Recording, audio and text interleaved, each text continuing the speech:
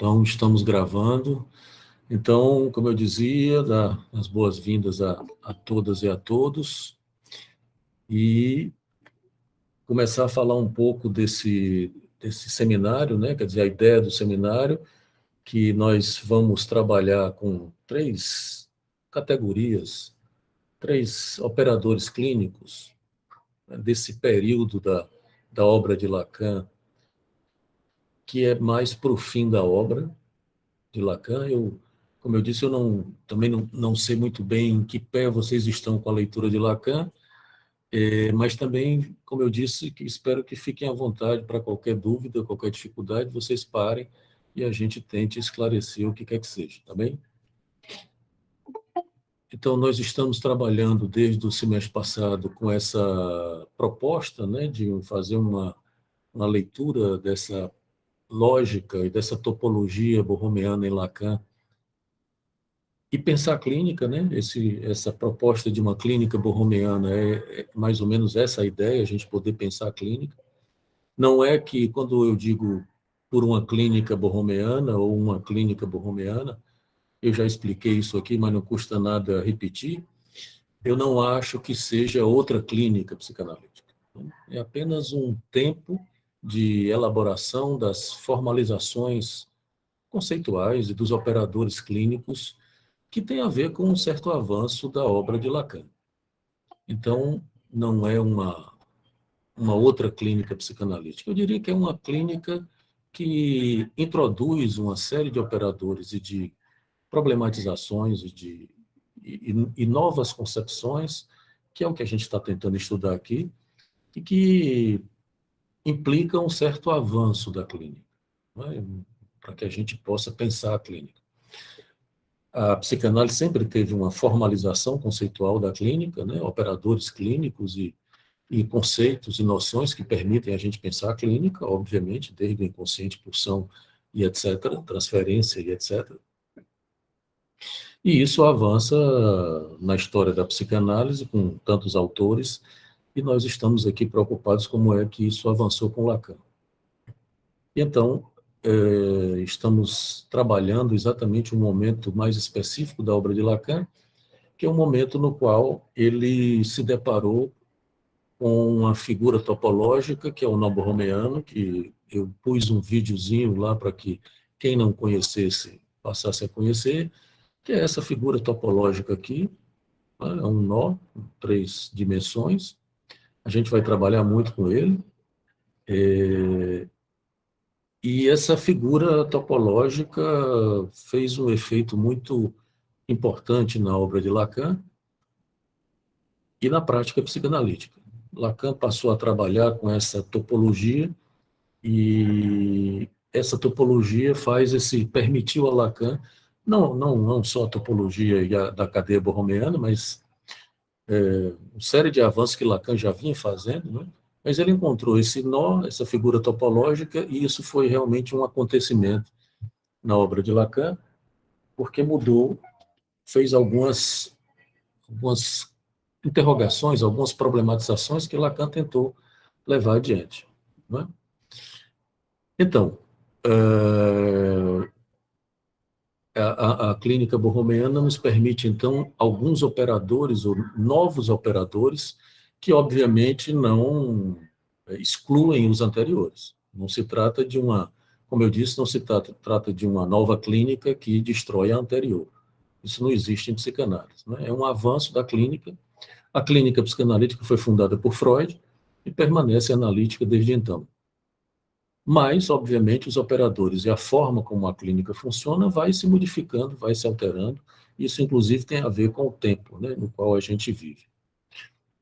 E Lacan é muito propício a obra de Lacan é muito propícia para fazer a gente pensar as questões do nosso tempo. Tá bem? Então, eu propus para vocês esses 3 operadores clínicos, que são a suplência, a nominação e o santoma. A gente vai definir um pouco e falar um pouco deles durante todo o semestre, talvez até durante todo o ano, não sei como é que a gente vai fazer, né? São novidades clínicas, né? Então, obviamente que, até então, se a gente sempre falou de clínica, de transferência, de interpretação, enfim, de ato, até mesmo o ato analítico, Lacan já tinha falado e tal. E, nesse momento da topologia borromeana, que é inaugurada a partir do seminário 19, que é quando Lacan se depara com essa figura topológica, que é o nó. No seminário 19, ele fala pela primeira vez do nó. No seminário 20, ele ainda comenta alguma coisa, mas não se dedica a trabalhar e a retirar as consequências do nó. Ele chama de nó, mas eu lembrei para vocês no semestre passado que rigorosamente isso aqui não é um nó, né? Isso aqui é uma cadeia. Um nó basta um para você fazer um nó na topologia. Isso aqui é um nó na topologia.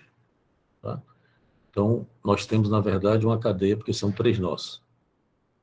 Aula lá no YouTube, que eu recomendo, que, se eu não me engano, foi a nossa segunda aula do semestre passado, onde eu esclareço algumas noções de topologia e recomendo que vocês visitem esse vídeo lá.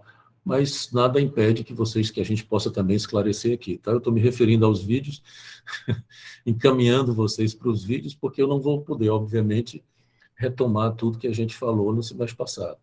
Mas isso não tomem isso como um impedimento da gente parar e rever, né, algumas questões que a gente já viu o semestre passado também, tá bem?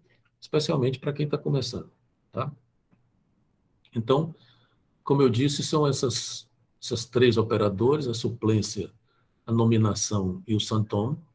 Santoma, lembro que não é a mesma coisa que sintoma, ele tem uma escrita diferente. Em português está traduzido como sintoma com TH, né? Que é o título do seminário 23.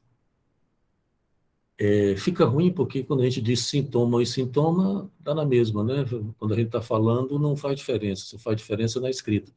Então, eu vou propor para vocês o que eu já venho fazendo, que é usar o termo em francês, que é symptôme, tá? Para que a gente possa diferenciar o sintoma do sintoma, tá bem? Que é o que normalmente se faz para a gente poder fazer essas diferenciações.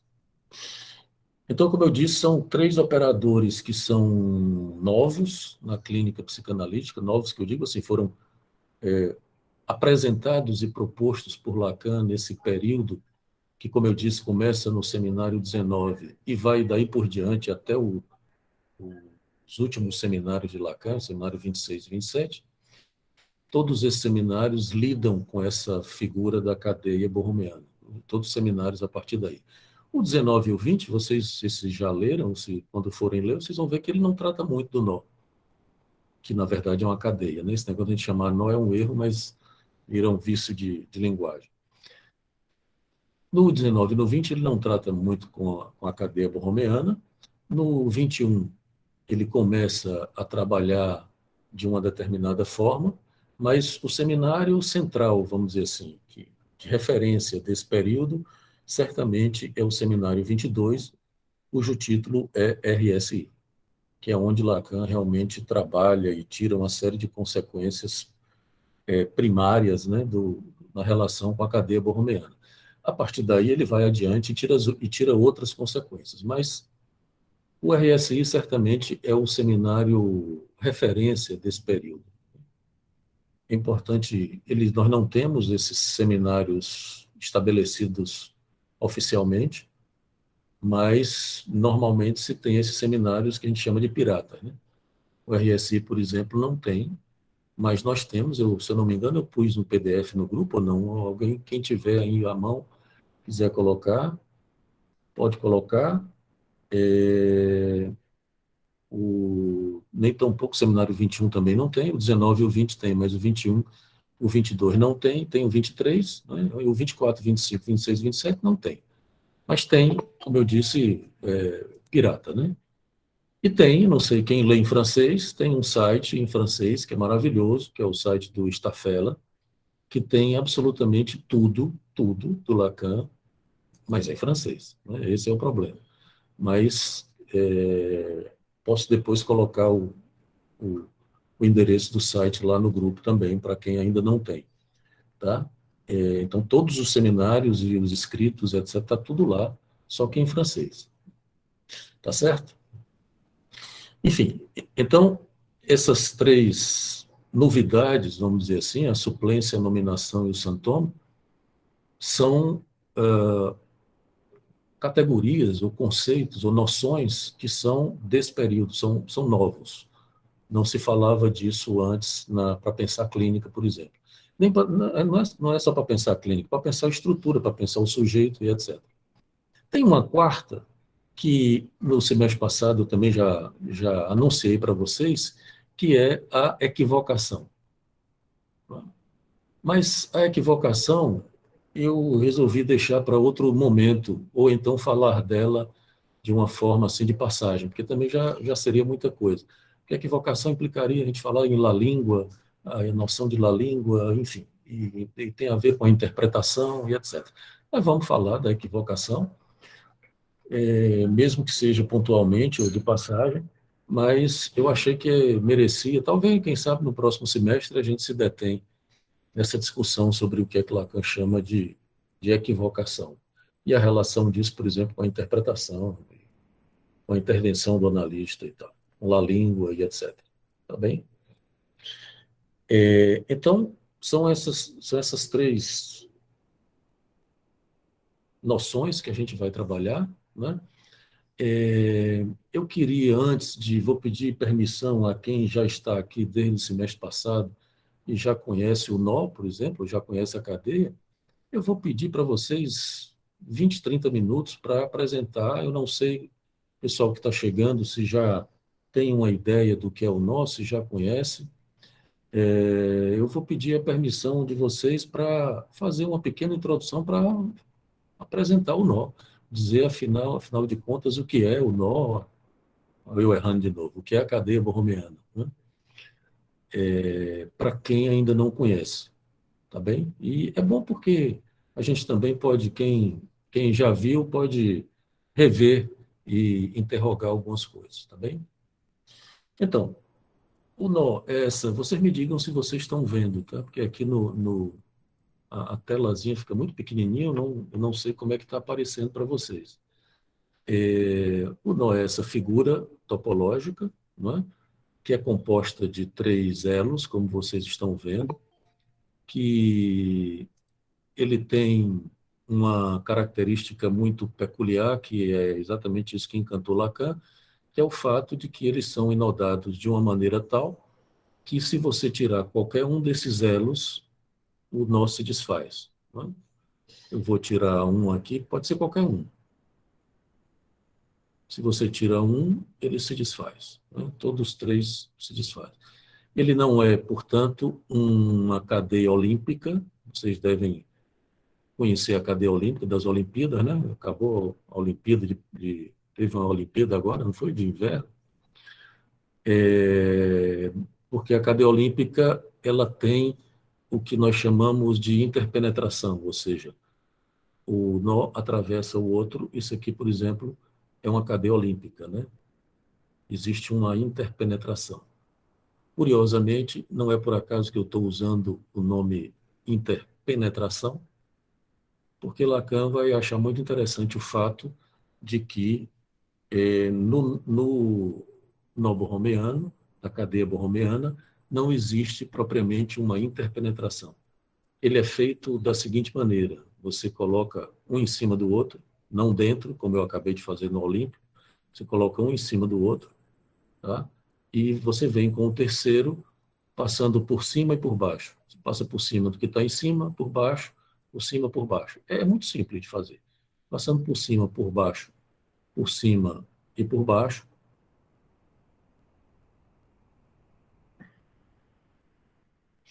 você tem novamente a figura. Qualquer um que você retire vai desinodar, tá? Eu recomendo que vocês comprem esses materiais. Quem ainda não tem, pode ser qualquer um. Esse material que eu estou fazendo aqui é um material muito interessante, que é um limpador de cachimbo, que vocês encontram na internet. É um material importado, Não é caro não, mas também não é barato. Se eu não me engano, eu comprei um saco com vários, em torno de R$ 200, por aí. Você encontra na Amazon. Comprei na Amazon e tal. E é muito bom porque ele é bom por um lado e ruim por outro, né? Ele é bom porque tem uma consistência que permite a gente fazer bem o nó, mas, no entanto, ele é ruim de estirar o nó. Eu vou estirar o nó com o outro exatamente porque ele é ruim, para que vocês entendam. Está aqui o nó borromeano, né? É o mesmo nó, tá? Você está meio deformado, mas é o mesmo nó. E o estiramento é quando a gente faz isso aqui, tá? Você puxa dois, um para um lado, um para o outro. Ó, estou puxando, vou puxar de novo aqui, tá certo? Imagino que vocês estejam vendo, observem, por exemplo, que não existe interpenetração, porque quando a gente olha aqui, o nó sem o estiramento, a gente acha. Ai, gente, isso aqui está muito embolado, isso aqui mesmo. Quando a gente olha aquele sem o estiramento, dá a impressão de que eles estão passando um por dentro do outro, né? Como no nó limpo. Quando você estira, você percebe que não. Observem, por exemplo, de que o vermelho está separado do azul.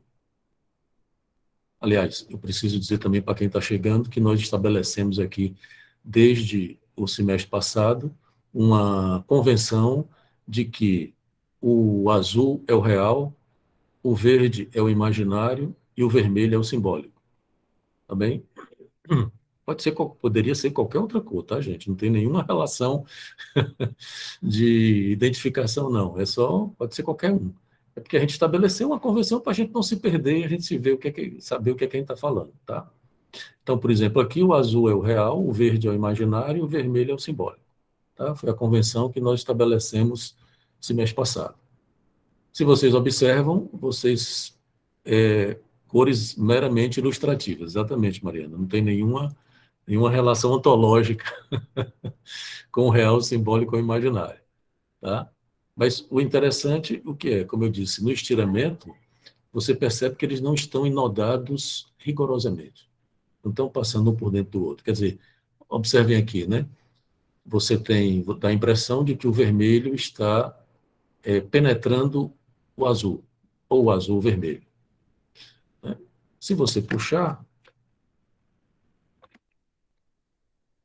você vai ver que não é assim. Ó, o vermelho vai para a ponta e o azul também. Eles estão soltos.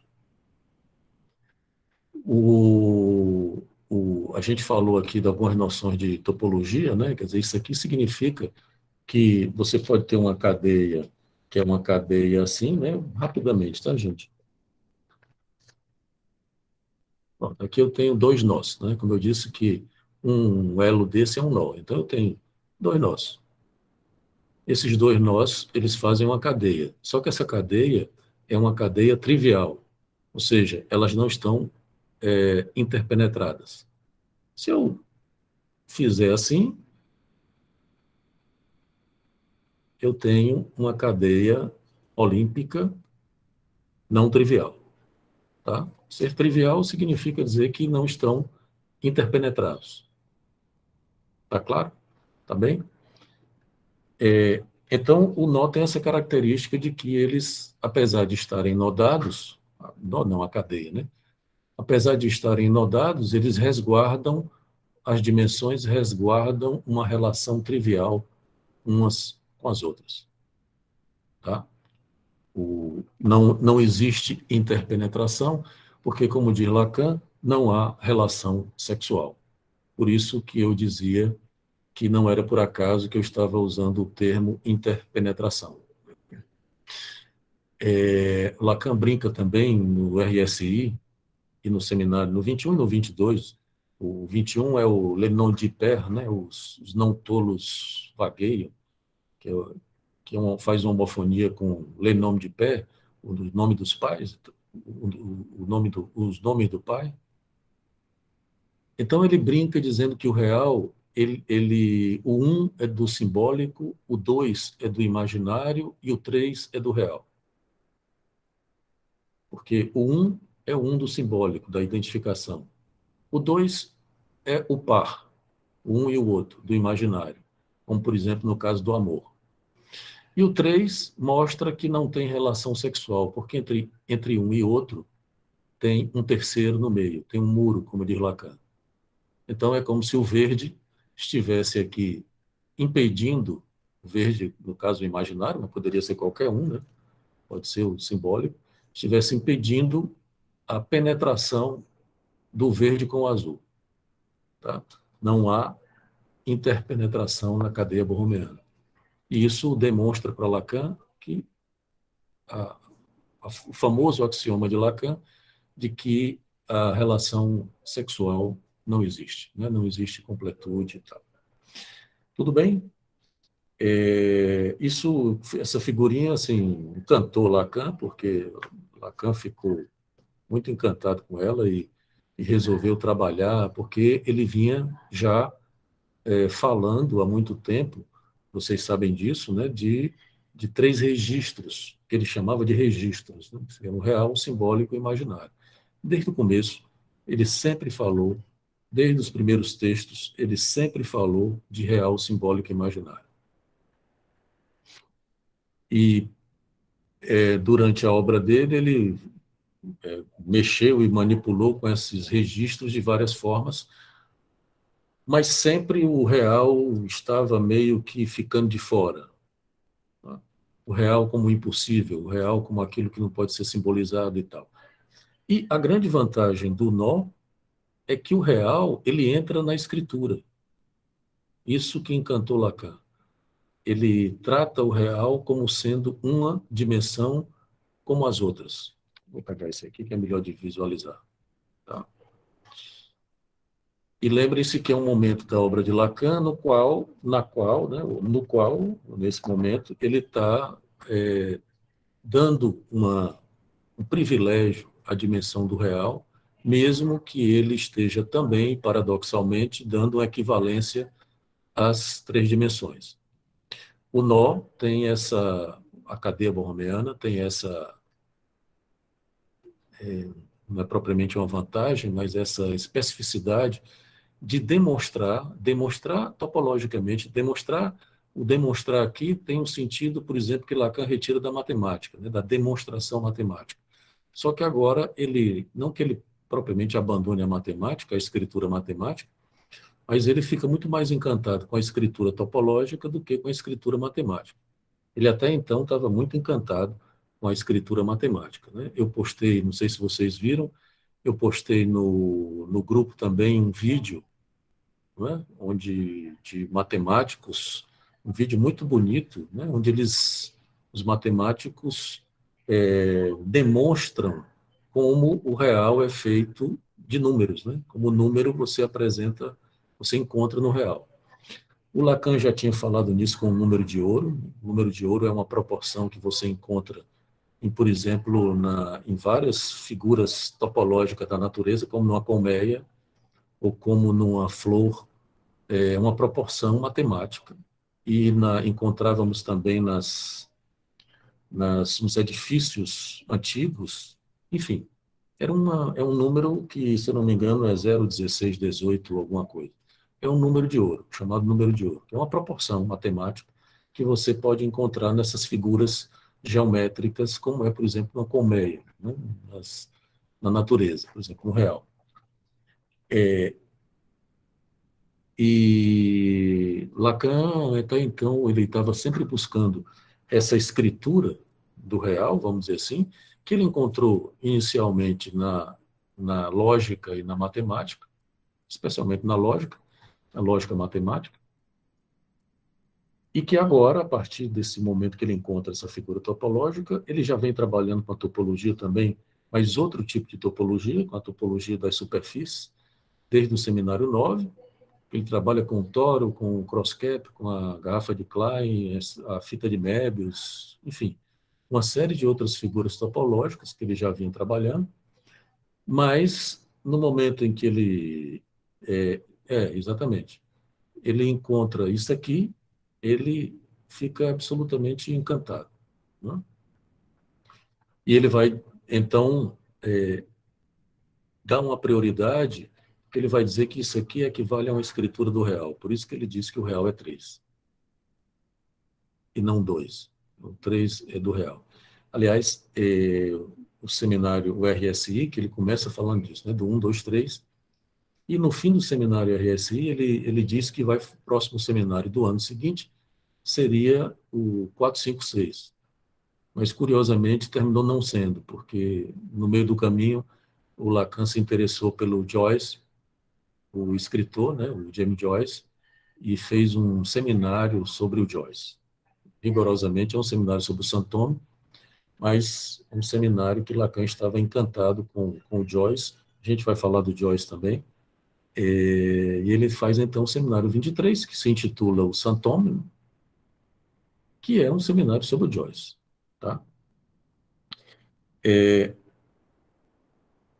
Eu vou rapidamente apresentar aqui uma planificação também, tá certo? Para a gente poder também se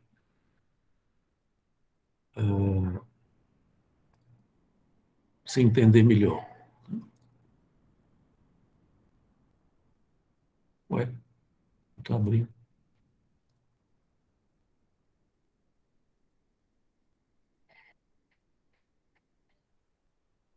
Poxa, estou conseguindo abrir, gente. Peraí, deixa eu ver se aqui.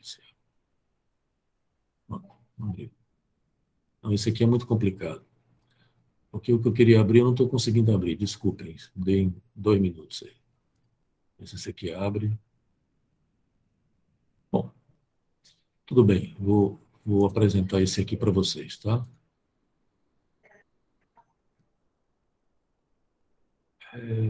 Estou enferrujado, não sei mais como é que apresenta. Uma janela. Janela.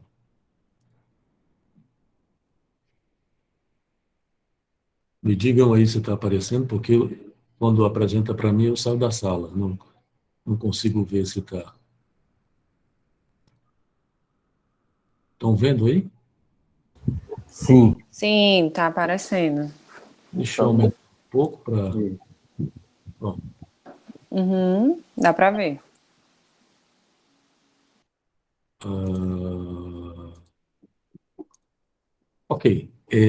Rapidamente, né, para a gente poder também retornar à nossa temática do semestre. Isso aqui é uma planificação do nó, né, é a colocação do nó em 2 dimensões, uma escrita, um desenho. Na verdade, ele está aqui em 3 dimensões porque vocês veem que as passagens por cima e por baixo estão estabelecidas, né? Então, quando você desenha assim, fazendo por cima e por baixo, você termina indicando a terceira dimensão. Então, Lacan usa o nó para situar aí uma série de zonas que, muito especialmente, com as quais a gente vai trabalhar muito, que são essas zonas, por exemplo, as zonas de gozo. Ele primeiro vai dizer que é necessário nomear como essas dimensões elas são equivalentes. No nó de 3, depois a gente vai ver que no nó de 4 não é assim. No nó de 3 elas são equivalentes, né? Tanto faz eu puxar para um lado para o outro, não faz diferença, elas vão do mesmo jeito no estiramento, né? Para que essas dimensões não fiquem numa condição de equivalência ou de homogeneidade, Lacan vai dizer que é necessário nomeá-las, seja através das cores, como a gente fez, a gente estabeleceu aqui, né? O azul é o real, o vermelho é o simbólico e o verde é o imaginário, tá? Aqui está diferente, né? Aqui na figura o vermelho está o real, mas tudo bem, não vamos nos confundir. Ou através de letras, né? Você coloca o R, o S e o I, e você então faz uma diferenciação dessas dimensões. É importante fazer a diferenciação dessas dimensões, porque no momento em que ele diferencia, Lacan vai dar nome aos bois, como se diz, né? E vai então situar as dimensões do gozo no interior do nó, nessa figura aqui interna do nó, que se vocês observarem é um outro tipo de nó, que a gente chama nó em trevo, né? Vocês estão vendo minha setinha? Não? E Não, agora? Luziato. Estão vendo? E agora? Agora tá. Tá. Então, veja, essa zona aqui, né, interna da cadeia, que é o nó em trevo, que Lacan vai situar essas, e vai dar nome a esses espaços, né? No centro da cadeia, ele vai colocar o objeto A. Espera aí que eu tenho que voltar para a sala, porque tem gente entrando. No centro da cadeia, ele vai colocar o objeto A, que é o núcleo da estrutura, que é um buraco. Observem que a estrutura, ela é uma estrutura de buraco. É preciso dizer também a importância disso rapidamente, porque um buraco, em topologia, é isso aqui. Tá? Deixa, só um minuto, tem gente entrando. Em topologia, isso aqui é um buraco. Um buraco que é uma borda que você faz no espaço. Tá? Então, isso aqui é um buraco. Buraco não é um furo, não é uma coisa que você atravessa. Isso aqui é um buraco. Qualquer borda que você faz no espaço é um buraco. Tá? Então, observem que a estrutura ela é esburacada, não é? Está aqui. E Lacan vai situar, então, essas zonas que ele vai chamar depois de zonas de existência. A cadeia borromeana ela tem três propriedades. Ela tem uma consistência, que quem dá é o imaginário, que Lacan vai dizer que equivale ao corpo. Quer dizer, é como se Lacan estivesse dizendo que a consistência da estrutura é dada pelo corpo. A outra propriedade da cadeia é a existência, que é uma propriedade do real. Quer dizer, é como se você se perguntasse, por exemplo, o real existe? Não, ele existe. Ele é uma existência que vem de um fora. Para não dizer do fora ou de fora, ele vem de um fora. Então, as coisas em psicanálise, assim, por exemplo, o objeto A existe? Não, ele é um buraco. Mas ele existe no sentido de que ele faz uma série de efeitos para todos nós. Tá? E a outra propriedade da cadeia borromeana é o buraco, que é exatamente produzido pelo simbólico ou pelo significante. Tá? São essas três propriedades da cadeia. Tá certo? Uma coisa que a gente falou bem no semestre passado foi dessas zonas, né? Depois a gente vai falar de outras, mas essas zonas aqui de existência que Lacan situou e que tem uma importância clínica fundamental, como, por exemplo, primeiro, como eu disse, né, no núcleo da estrutura. Deixa eu voltar para a minha figura para vocês verem a minha... Aqui no núcleo da estrutura, o objeto A, que é um buraco, e nas zonas e veja que o núcleo aqui da estrutura, onde está o objeto A, é uma interseção das três dimensões. Então, é como se Lacan estivesse dizendo, tem buraco no real, no simbólico e no imaginário. Está aqui, ó, a interseção das três dimensões. Na interseção entre o imaginário e o simbólico, você vai ter o sentido, que depois ele vai renomear como gozo do sentido, ou jouissance. Aqui, entre o real e o imaginário, Lacan vai situar o gozo do outro, está com J, porque em francês é jouissance, é com J, né? A gente não traduz isso. É o gozo do outro. Tenho que voltar para a sala. E aqui, entre o real e o simbólico, nós encontramos o gozo fálico. Tá? Que são os nomes do gozo com os quais Lacan passa a trabalhar desde, não é a partir de hoje, né? Esses nomes Lacan já tinha estabelecido e ele vai apenas situar no nó, porque, por exemplo, vocês vão de convite que o objeto A, o sentido, o gozo do outro e o gozo fálico são noções clínicas absolutamente fundamentais. Né? Eu, essa semana, estava dando uma supervisão e a questão que se colocava é que a pessoa estava sendo atendida, era lá na universidade. A gente estava sem saber se tratava de uma psicose ou não, porque o fato dela nunca ter trabalhado, nunca ter tido uma atividade fálica, nunca namorou, nunca transou, nunca. As atividades fálicas habituais que todo bom neurótico tem, essa pessoa nunca teve. Morava com os pais e tal, e etc. E a nossa interrogação era essa, né? Trata-se de uma psicose ou não? Por que que essa mulher, era uma mulher, não realizou, não executou alguma coisa da ordem do campo fálico, do gozo fálico? Nunca trabalhou, nunca transou, nunca namorou, nunca. Enfim. Quer dizer, em se tratando de uma estrutura psicótica, isso é justificável, vamos dizer assim. Entendam o que eu estou dizendo, né? Porque tem exatamente um comprometimento da dimensão fálica na psicose. Enfim, é só estou dando um exemplo para que vocês percebam que a gente não está viajando na maionese aqui, com isso aqui, né? Que tudo isso aqui é para a clínica, é para a gente pensar a clínica, tá? Então, eu estou apresentando rapidamente o nó, na verdade a cadeia, né? Para que vocês, para quem não conhece, tenha aí pelo menos uma primeira apresentação do nó, mas, obviamente, que a partir do momento em que a gente for trabalhando, a gente vai voltar para isso. Eu quis só fazer essa primeira apresentação para quem ainda não tinha vindo aqui no seminário, para que a gente possa passar adiante, mas, como eu disse, fico aí também à disposição para quem quiser tirar alguma dúvida e tal. Tá? Tem uma outra figura que eu não vou apresentar hoje, porque depois certamente eu vou apresentar, que é aquela figura onde Lacan introduz a inibição, sintoma e a angústia como nominações, ou como quarto elo, né, um outro elo, que ele faz isso no final do seminário do RSI.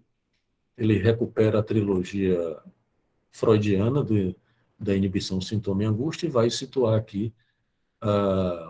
Eu não vou apresentar, vou só dizer, depois eu apresento a figura para a gente conversar, porque eu acho que isso vai aparecer na medida que eu for falando aqui, tá bem? O sintoma como uma... Deixa eu voltar para a figura. O sintoma como sendo um avanço do simbólico no real, a inibição como sendo um avanço do imaginário no simbólico, e a angústia como um avanço do real no imaginário. Né? Isso quer dizer o quê, gente? Quer dizer que vocês não vão encontrar na clínica um nozinho, isso aqui Lacan chama o nó pepé, ele brinca com isso, o nó beau. O nó beau, em francês, beau também é belo, né? Ele brinca com isso. Então, o nó beau, os pacientes de vocês não se apresentam assim, tudo bonitinho, tudo bem arrumadinho, bem nodadinho e etc. É como se essa figura vai permitir que a gente pense a estrutura. Pode acontecer, por exemplo, se alguém está muito angustiado, lembrem-se que o azul é o real, de que esse simbólico e esse imaginário estejam subtraídos ou estreitados, não é? E nós tenhamos um real proeminente na estrutura. Isso aqui é uma cadeia, continua sendo cadeia. Lembre-se que a deformação na topologia não muda nada. Tá? Deixa eu dizer de novo. E em topologia, isso aqui, desculpa, porque desinodou aqui. Em topologia, essa figura e essa aqui são iguais. Tá? São a mesma. Tá bom? É só você fazer alguns manejos que ela volta. Então, essa figura aqui e aquela bonitinha que eu tinha apresentado para vocês são as mesmas. É uma cadeia borromeana. Mas o paciente de você pode chegar assim. Seu analisante, seu paciente, pode chegar assim, com um real proeminente. E aí você vai precisar fazer intervenções para ir, por exemplo, abrindo o simbólico, abrindo o imaginário, até que, por exemplo, esse real ele seja, de uma certa maneira, constrangido pelas outras dimensões. Porque, observem, isso também é importante, de que existem pontos de cruzamento no nó, vocês estão vendo aqui no nó, na cadeia, vocês estão vendo aqui, olhem para a figura, né? Você tem pontos de cruzamento e observem que esses pontos de cruzamento são também pontos de constrangimento, ou seja, é uma forma do simbólico e imaginário barrarem o real, ou o real e o imaginário barrarem o simbólico e por aí vai. São formas de você, eles não passam, né? Quer dizer, fechar o nó, você esticar o nó, estirar o nó até o ponto de fechar esse buraquinho do meio, isso não é possível, tá? Isso aqui está todo enlenhado, desculpa. Tudo bem? Professor, Diga, desculpa. diga, Mas Ribamar. é a hora que a Fernanda está pedindo para entrar aí. Quem? Fernanda, Não apareceu aqui para mim, o Ribamar. está no grupo. Está Ela tem que pedindo. clicar no, ela tem que clicar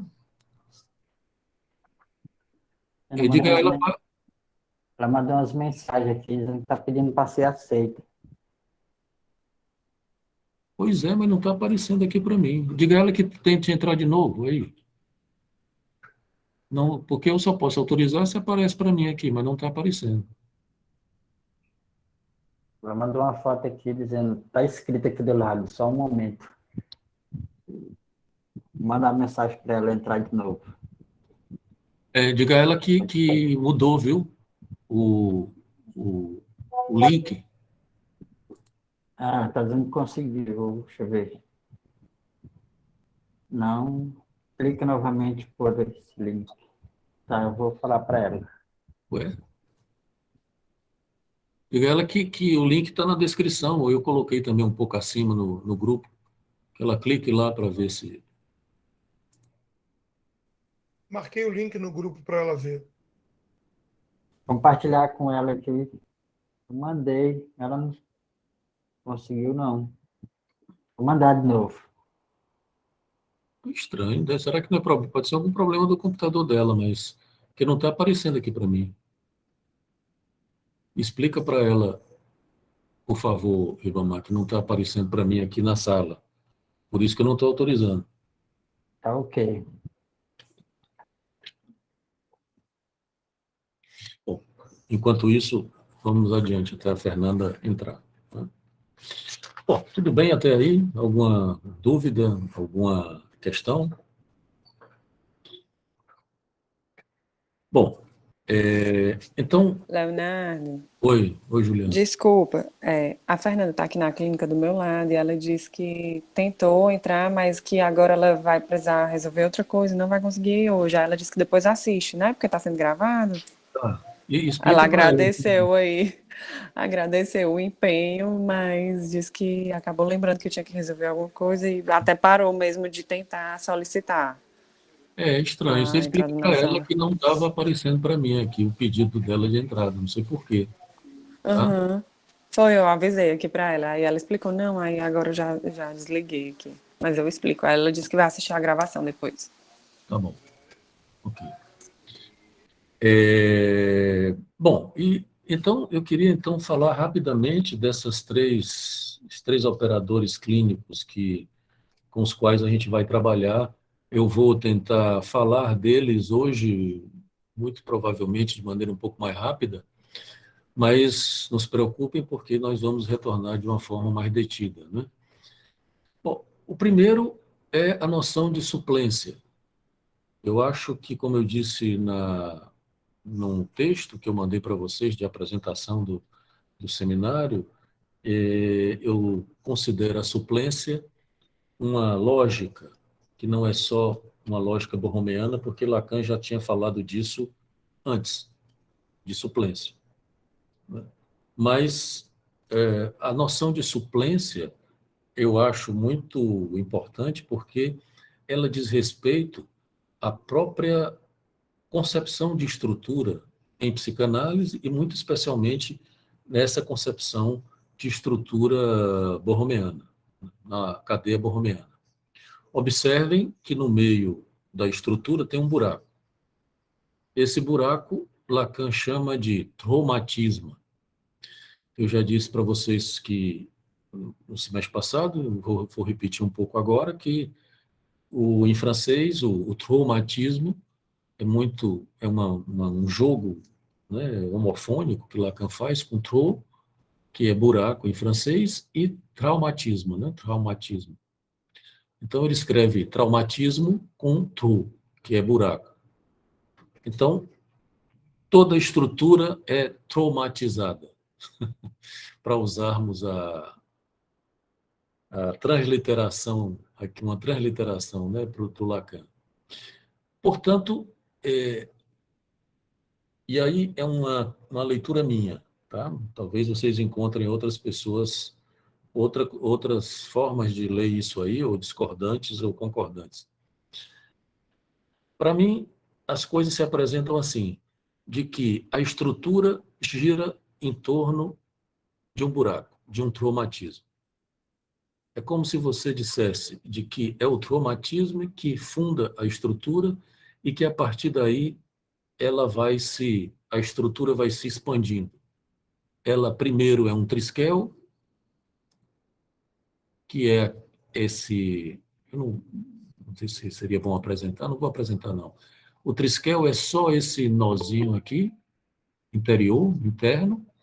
Depois ela vai se expandindo e se constitui como o nó em trevo, que é esse nó, deixa eu voltar aqui, né? O trisquel é só esse buraquinho aqui interno, que a gente chama de trisquel.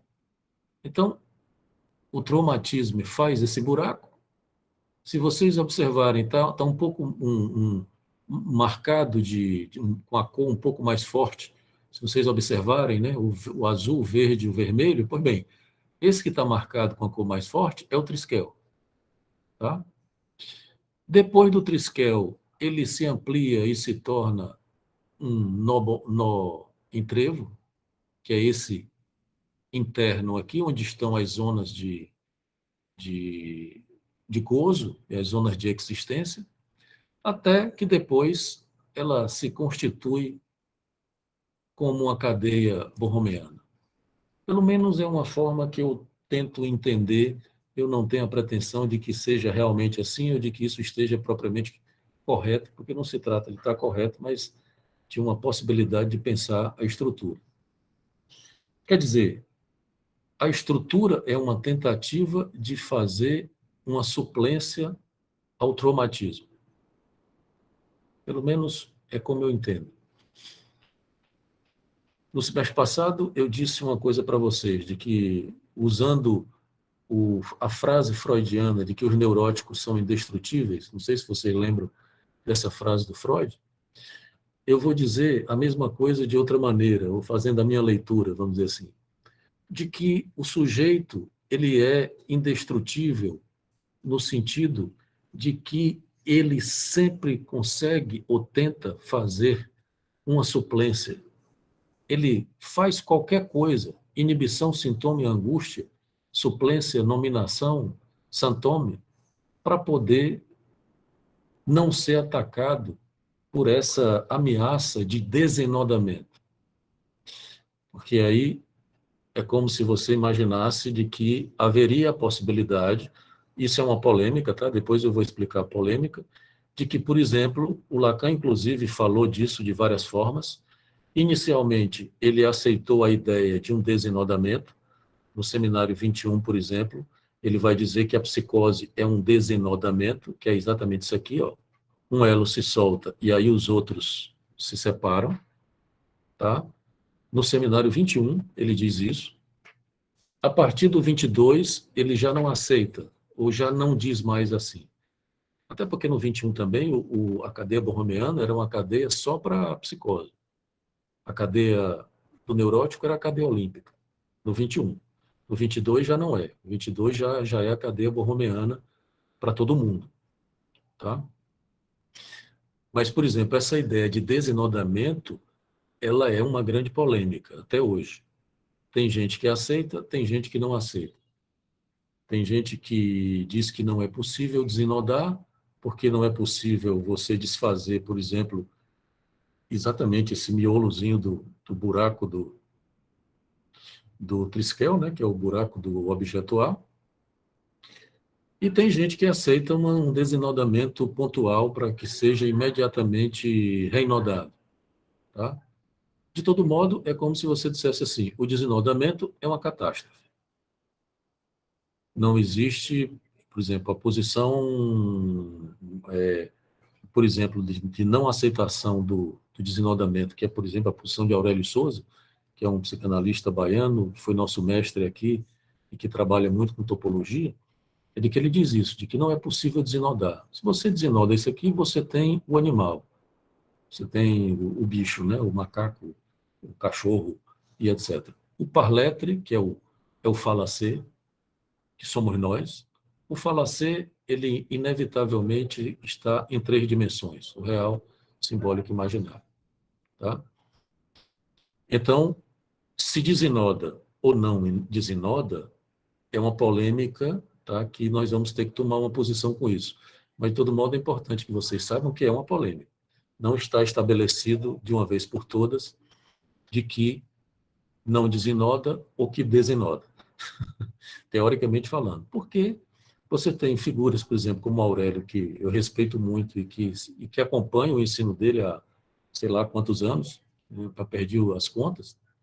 Mas você tem autores assim extremamente também produtivos e interessantes com os quais a gente está trabalhando aí, que a gente propôs para vocês, o Chestman, o Bousserroux, que é um francês que infelizmente não tem nenhum livro dele traduzido. Eu imagino que daqui a alguns anos vai aparecer, mas ele tem pelo menos 3 livros, tem em espanhol, não sei se você lê em espanhol, que é muito interessante, que o Bousserroux trabalha direto com essa possibilidade do quarto elo, do desinodamento, reinodamento e tal.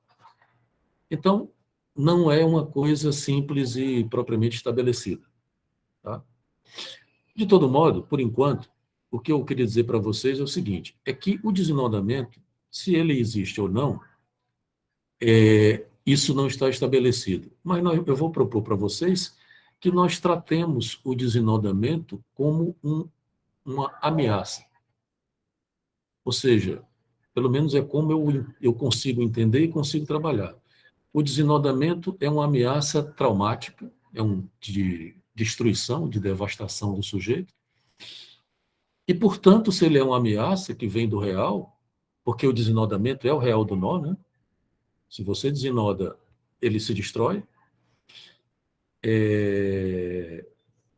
Então, nós podemos dizer, se o desinodamento é uma ameaça que vem do real, nós podemos dizer que ele existe. Isso sou eu que estou dizendo, tá, gente? Não li isso em canto nenhum, como eu estou tentando resolver essa parada. Pode ser que daqui a pouco eu mude, mas, mas pelo menos é como eu estou tentando resolver isso. E acho que, pelo menos por enquanto, para mim é suficiente você considerar, por exemplo, que clinicamente o desinodamento é uma ameaça e o sujeito indestrutível está sempre fazendo de uma maneira que esse desinodamento não ocorra. Ele paga um preço qualquer, o sujeito paga qualquer preço para que isso não aconteça. Às vezes paga com o preço da vida. Paga com o suicídio, por exemplo. Paga porque, por exemplo, o suicídio melancólico, para não complicar muito, é uma forma de fazer buraco, é uma forma de manter o buraco no outro, inclusive.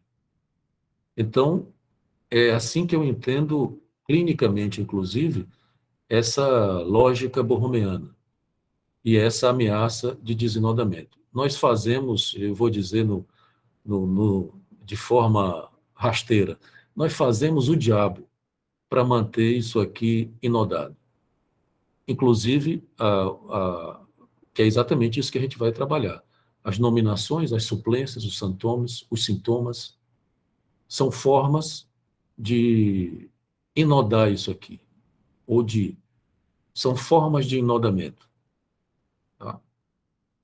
Pelo menos é como eu entendo, tá certo? E tudo isso pelo fato de que a estrutura, imaginem, tem uma figura, por exemplo, de que, por exemplo, quando você tem aquelas fendas, quando tem um terremoto, e o terremoto começa a abrir fendas no solo, não é? Essas fendas, é muito curioso, elas vão aumentando, né? Elas vão se estirando, não é verdade? Vão fazendo meio que bordas e fazendo buracos na terra. Se você imaginar que você tem um traumatismo bem aqui, e que esse traumatismo, eu vou usar a palavra em francês porque é genial, né? Traumatismo é uma palavra sensacional que não dá para traduzir. É como se você tivesse aqui essa fenda, esse traumatismo, vai abrindo uma série de, de, de vias, ou de locas, ou de bordas no real. Tá? Estão seguindo a minha viagem aqui, terremótica, né? Cataclísmica. Bom, veja que o fato de que a estrutura tem um buraco torna a estrutura dá à estrutura uma condição de insuficiência. Tá certo? Quer dizer, não existe em psicanálise, nunca existiu ninguém normal, né? E tem um papo no senso comum, se diz assim, aquela pessoa é muito estruturada, né? Você diz, é bem estruturada e tal. Isso não existe, gente. A clínica não comprova isso. Todos nós, se não somos propriamente desestruturados, temos uma insuficiência na estrutura.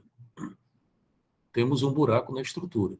E veja que quando Lacan traz o real para o centro da estrutura, nesse último momento da obra dele, é isso que ele está dizendo, é isso que ele está fazendo, por exemplo, toda a estrutura simbólica, edípica, freudiana, por exemplo, vai fazer uma crítica, não é propriamente uma crítica devastadora, porque ele mantém, mas ele vai fazer uma crítica contundente a essa ideia freudiana, por exemplo, do complexo de Édipo.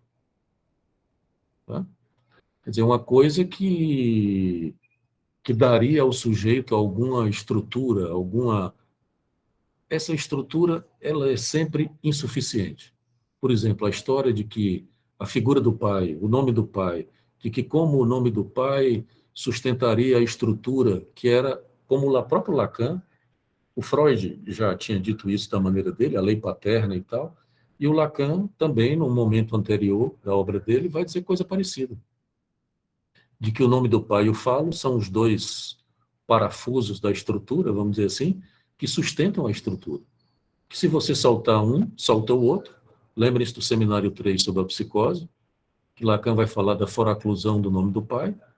Se você solta o nome, solta não, né? Se você foraclui o nome do pai, o falo também se elide, e aí você tem uma estrutura sem pontos de amarração, que é o tal do esquema S, lá do seminário 3, que é o esquema da psicose.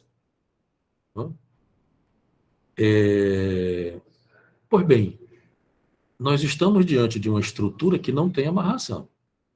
Ela tem enodamento. Mas como eu demonstrei para vocês, ela não está amarrada. Cadê o nó?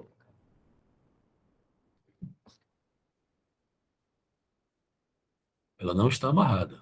O azul não está amarrado no vermelho. É só puxar. Agora ele inodou aqui, só que o enodamento aqui é de outra ordem. Pronto. Não é? Não estão inodados. Não estão inodados. mas não estão amarrados um no outro. Tá? Tanto é que se você soltar esse do meio aqui, os dois vão se soltar, o vermelho e o azul. Tá? Então, não tem ponto de fixação, como era, por exemplo, o ponto de fixação do nome do pai e do falo na concepção anterior do Lacan. Não que Lacan tenha jogado isso fora, mas é porque, por exemplo, o nome do pai vai passar a ser uma função de nominação. Nós vamos falar disso na nominação. Tá? Mas, enfim, é só para mostrar que porque nós estamos, o parletre está girando numa estrutura que é insuficiente, é que ele precisa estar sempre fazendo algo que é da ordem da suplência. Tá? Veja que Lacan fala de suplência, não é aqui. Aqui que eu digo no seminário 23, 22, não. No seminário 20, Lacan já tinha se referido à suplência. Vocês devem lembrar.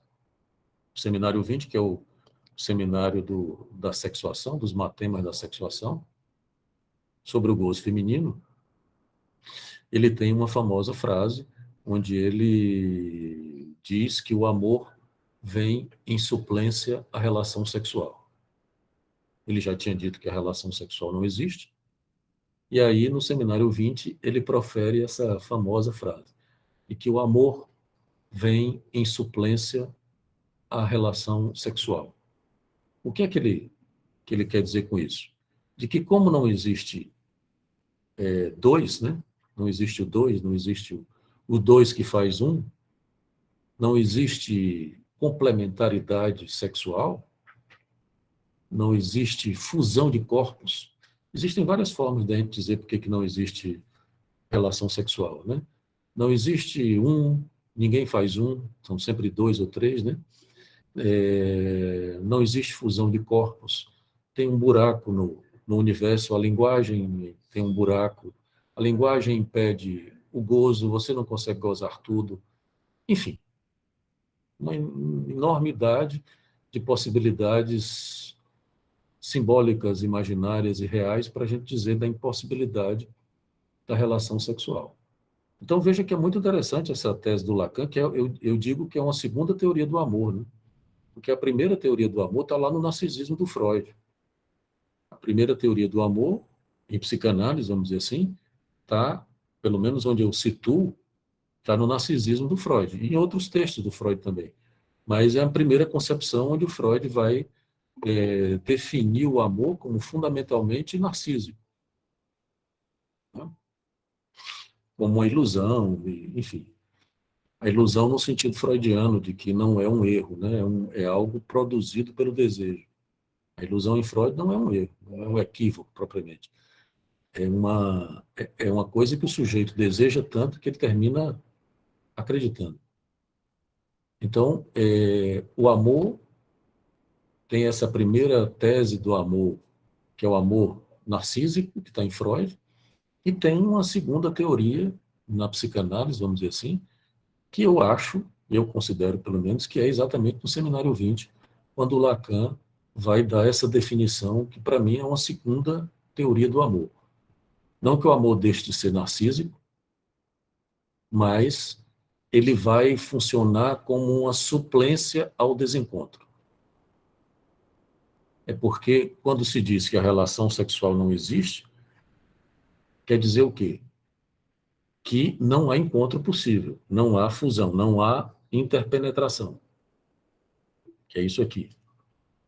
Bom, já não sei mais onde é que está. Eu desfiz a cadeia olímpica. Não existe interpenetração, não existe fusão e etc.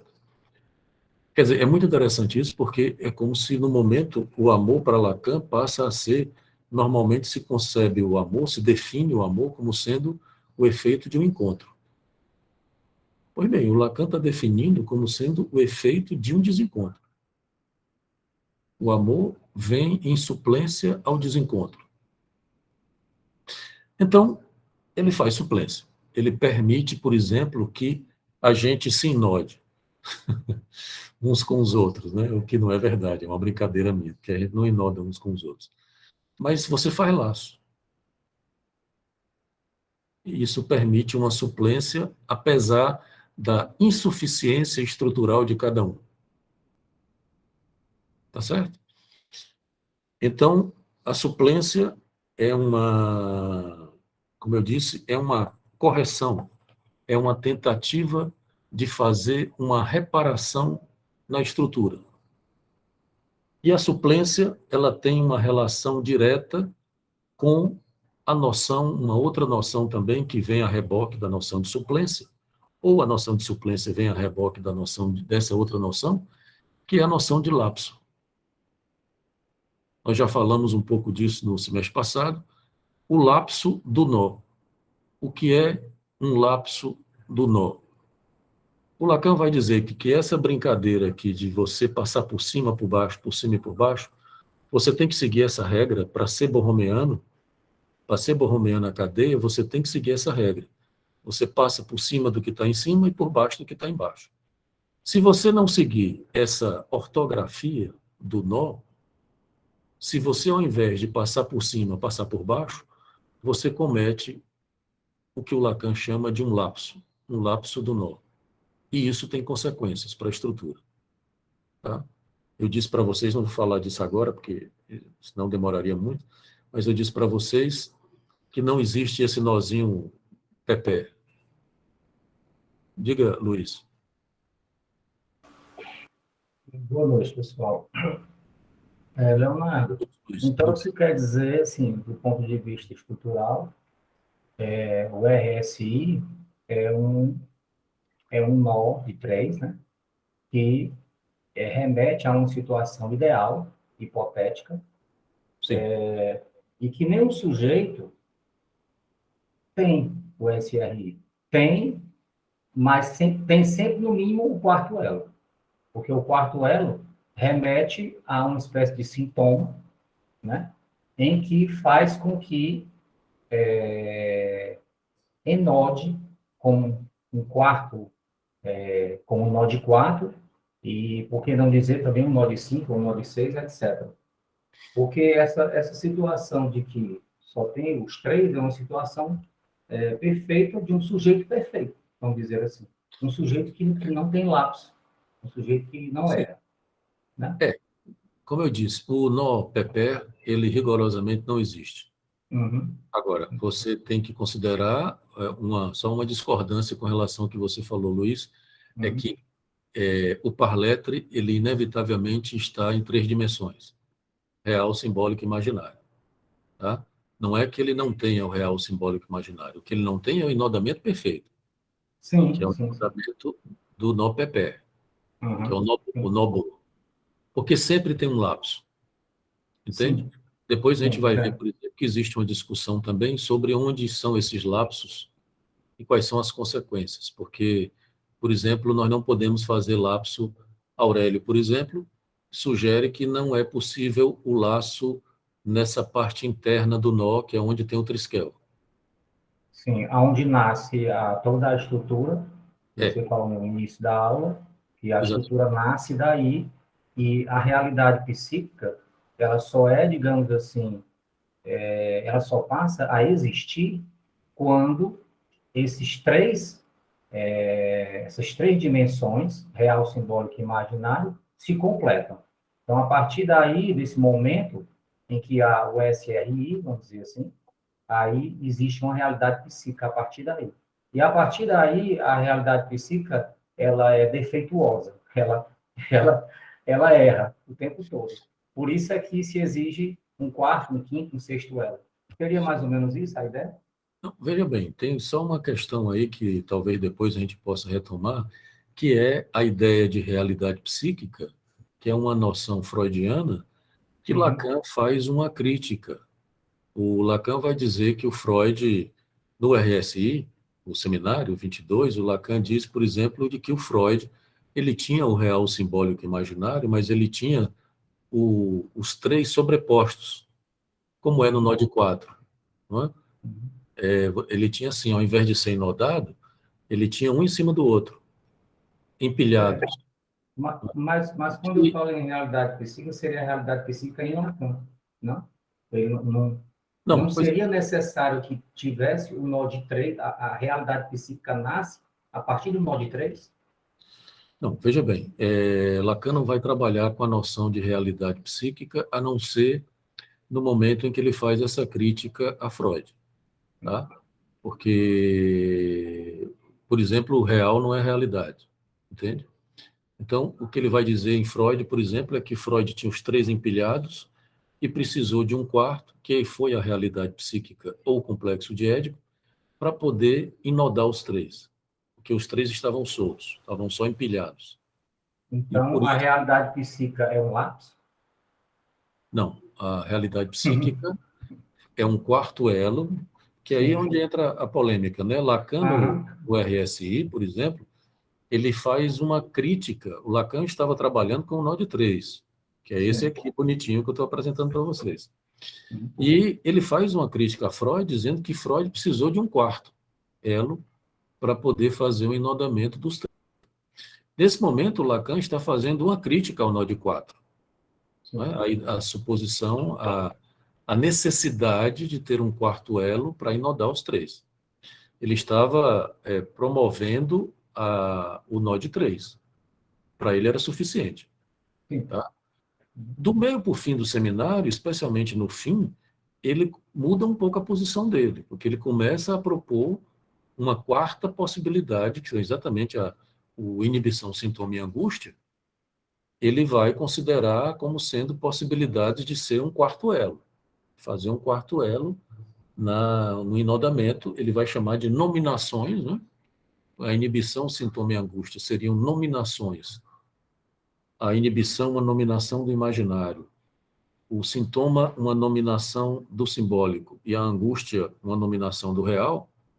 Então, haveria essa possibilidade. Ele começa, então, a pensar na possibilidade de um quarto elo para inodar os 3.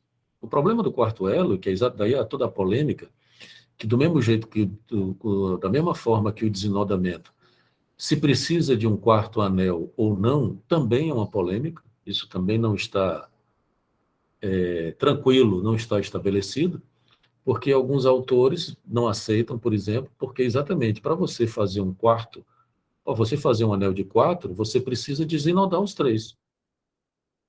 Então, esse desinodamento já seria impossível.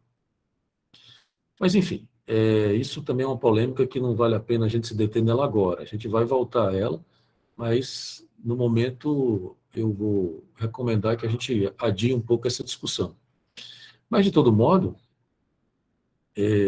a realidade psíquica para Lacan foi um quarto elo, um exagero de Freud, porque exatamente, por que o Lacan diz isso? Porque o Lacan, a gente falou um pouco disso no mês passado também, né? O Lacan faz uma crítica a Freud e diz que Freud foi religioso, de que na origem do real, do traumatismo, o Freud teria situado o pai. Lá, o mito do totem tabu, por exemplo, é muito ilustrativo disso, de que na origem do real tem o pai. Né?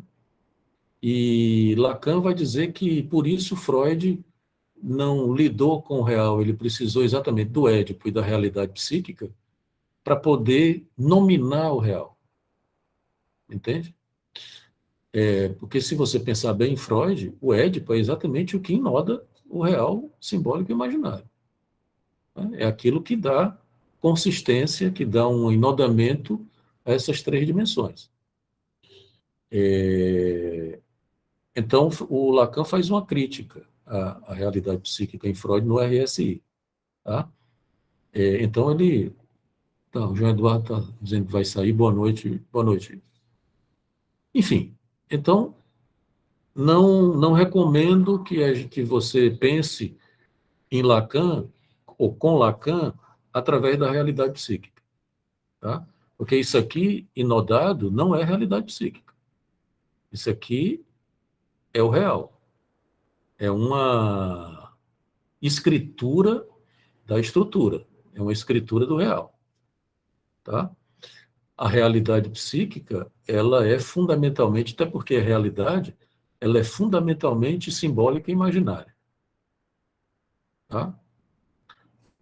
O próprio inconsciente, Lacan faz uma crítica ao próprio inconsciente freudiano, né? A ideia de sentido e tal.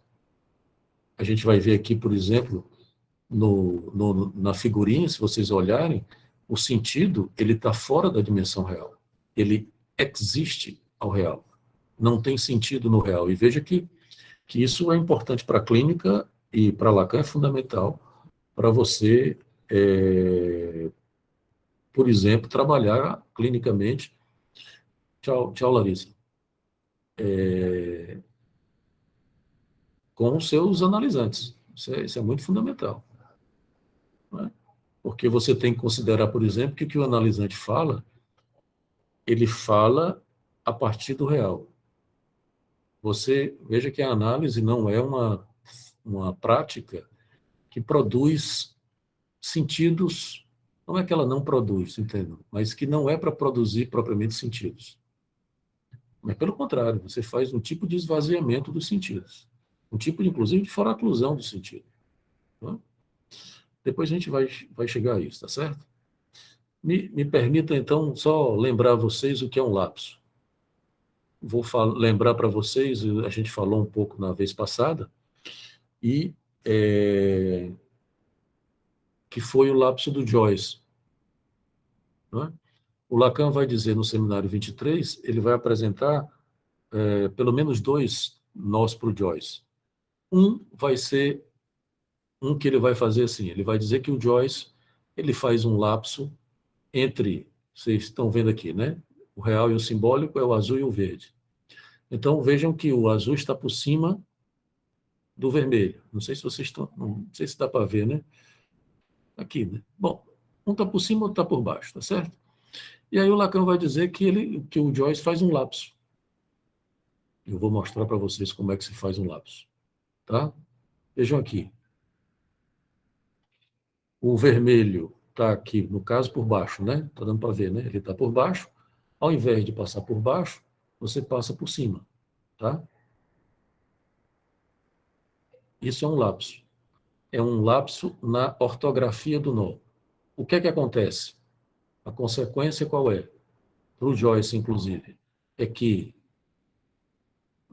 real e simbólico ficam inodados olimpicamente e o imaginário cai. Ele perde a condição borromeana, deixa de ser borromeano. Veja que isso aqui é um problema, exatamente porque a discussão hoje é que alguns colegas não aceitam isso, diz que isso aqui é um equívoco de Lacan. Mas tudo bem, por enquanto vamos... Porque esse desenodamento aqui é um equívoco. Tá certo? O que é que o Lacan propôs? De que... Deixa eu enodar de novo aqui. Deixa eu apresentar logo para vocês. Está aqui, ó, o nó do Joyce. O que é que acontece? Aqui no ponto onde houve o lapso, tá? Você faz uma suplência. Você faz uma correção. Estão vendo o laranjinha? O laranjinha é uma correção, ó, que você faz da mesma maneira que você faz o nó borromeano. Deixa eu tirar ele aqui para vocês verem. Esse negócio é bom para inodar, mas para abrir é complicado. Hein? Ó, tá? Você fez o lapso, aí você vem com 1/4 para fazer suplência e faz essa correção. O baixo por cima e pronto. Tá? Quando você faz a correção, tá? Essa correção aqui do Joyce, você vê que os elos não se interpenetram, o real e o simbólico, e nem o verde cai. Mas, de todo modo, ele também perde a condição borromeana, porque se você tirar isso aqui, ele se desfaz. Né? Fica naquela situação que é exatamente o verde dentro o vermelho dentro do azul, o real no simbólico e o verde fora. O Lacan vai dizer isso, vai explicar toda a relação do Joyce com o corpo e com as palavras, com a linguagem, através desse lapso. Não é? O Joyce, por exemplo, tem um problema com o corpo. Ele tem uma queda do corpo.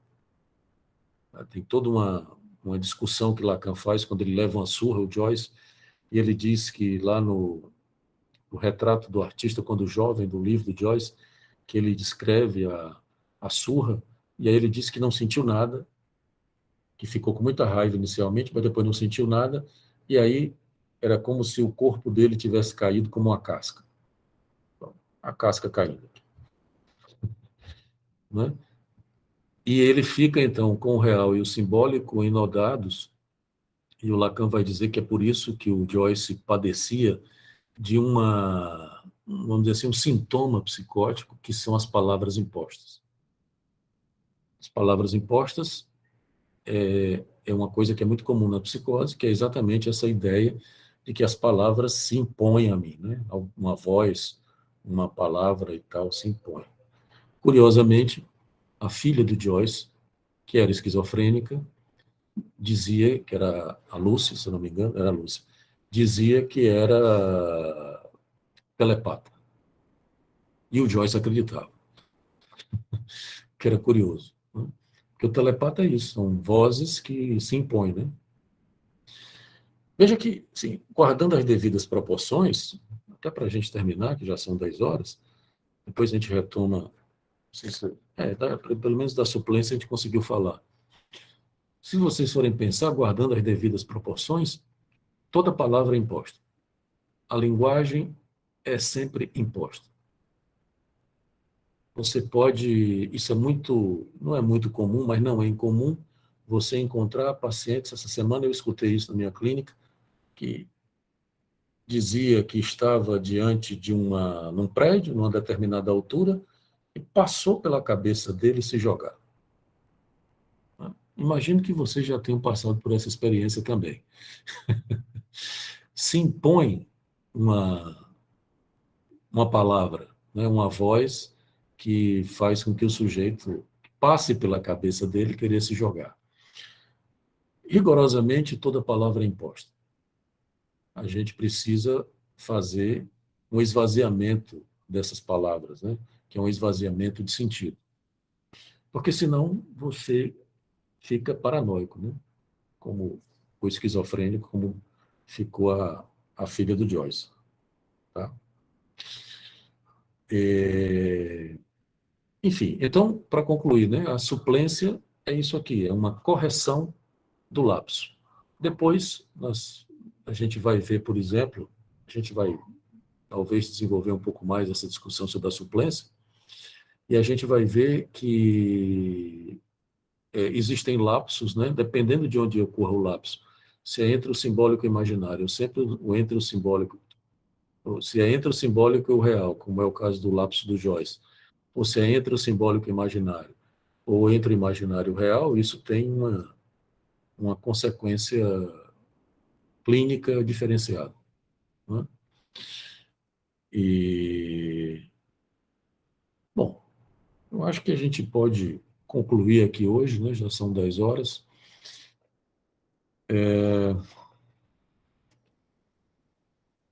Enfim, alguma questão, alguma dúvida que queiram colocar?